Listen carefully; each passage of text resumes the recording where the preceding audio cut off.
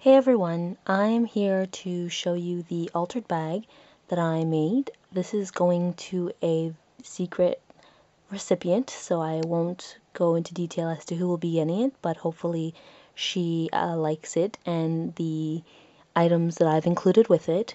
So just to do a quick rundown of how I made this. This is my very first altered bag.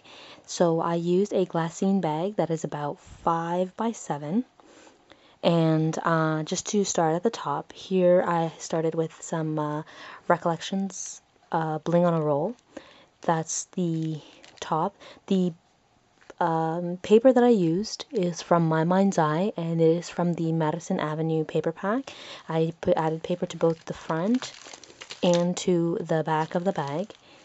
And so yeah, the sweetest thing, I guess, tag or logo.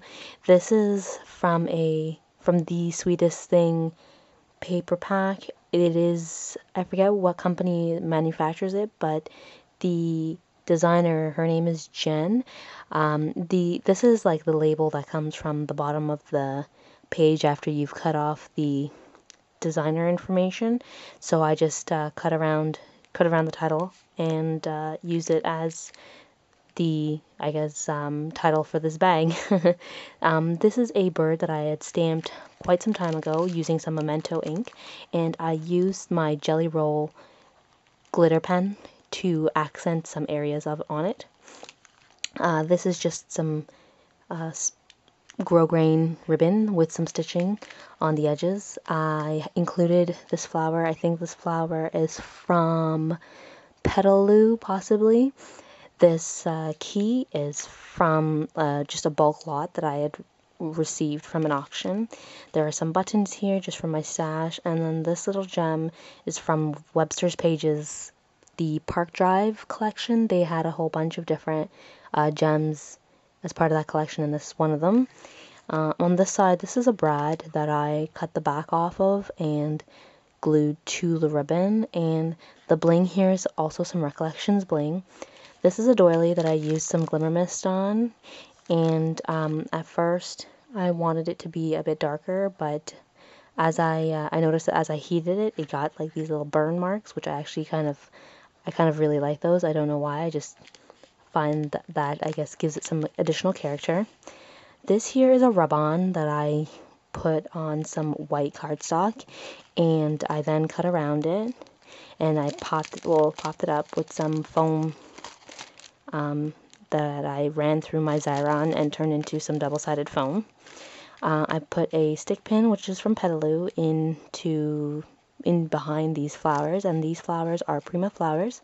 And the brad in the middle, I'm not sure where that's from. I think it might be My Mind's Eye, but I could be very wrong.